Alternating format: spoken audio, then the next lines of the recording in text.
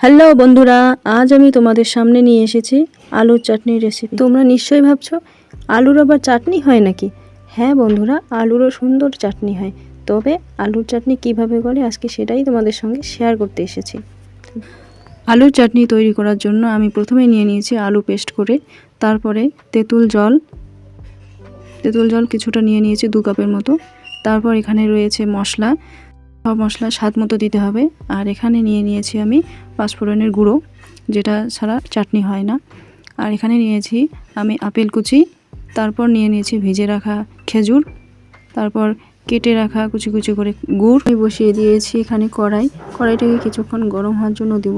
তারপর ঢেলে দিব সরিষার তেল, আপনারা যে কোনো তেল দিতে পারেন। তারপর আমি তেলটা একটু গরম হওয়ার পর দিয়ে দিব পাঁচফোড়ন, শুকনো লঙ্কা আর 2টো তেজপাতা।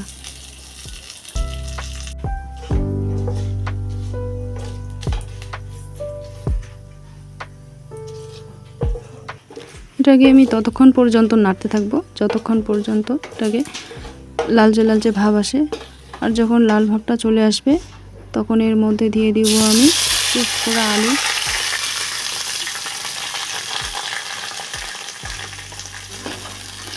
এরপর আলুগুলো ঢেলে দেওয়ার পর কিছুক্ষণ আমি এটাকে নাড়াচাড়া করব। নাড়াচাড়া করার পরে গ্যাসের ওভেনটাকে একটু বাড়িয়ে দিব। বাড়িয়ে দেওয়ার পর আলুটা যাতে সেদ্ধ হয় সেজন্য একটু অপেক্ষা করতে হবে।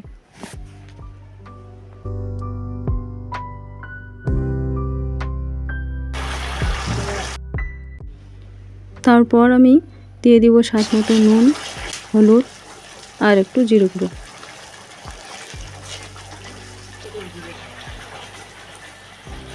সামান্য একটু লঙ্কা গুঁড়ো।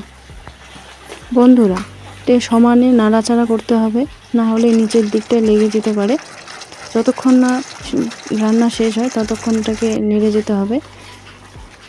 তো আমি এখানে সব কিছু দেওয়া শেষ, এখন নাড়তে থাকবো যতক্ষণ না আলুর জলটা শুকায় যায়। আলুর জলটা শুকালে আলুটা সেদ্ধ হয়ে যাবে।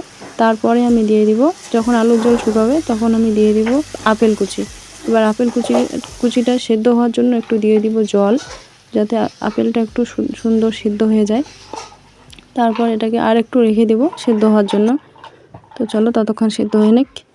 তারপর আমি দিয়ে দিব তেঁতুল জল। এবার এটাকে একটু ছেড়ে দিব যাতে সব কিছু একসঙ্গে মিলেমিশে সিদ্ধ হয়। তো চলো ততক্ষণ সিদ্ধ হয়ে নিক।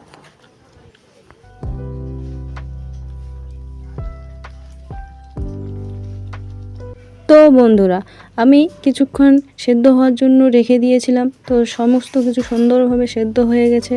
তো এখন আমি দিয়ে দিব ভিজিয়ে রাখা খেজুর। তারপর খেজুর দেওয়ার পরে একটু আমি আবার নাড়াচাড়া করব। নাড়াচাড়া করার পরে আর একটু ওয়েট করব যাতে যেটুকু জল আছে সেটুকু শুকিয়ে যায়। সমস্ত জল শুকালে এটা খুব সুন্দর আঠালো আঠালো একটা ভাব আসে।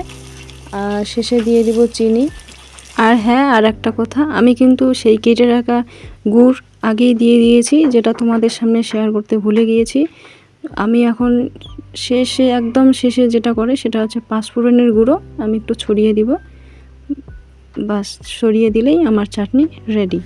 মন করছে চাটনি, কিন্তু চাটনি খাওয়ার মতো ঘরে কিচ্ছু নেই। কোনো ব্যাপার না, 2টো আলু নিয়ে নাও, একটা আপেল নিয়ে নাও, আর আমার ভিডিও ফলো করে বানিয়ে ফেলো সুন্দর আলুর চাটনি।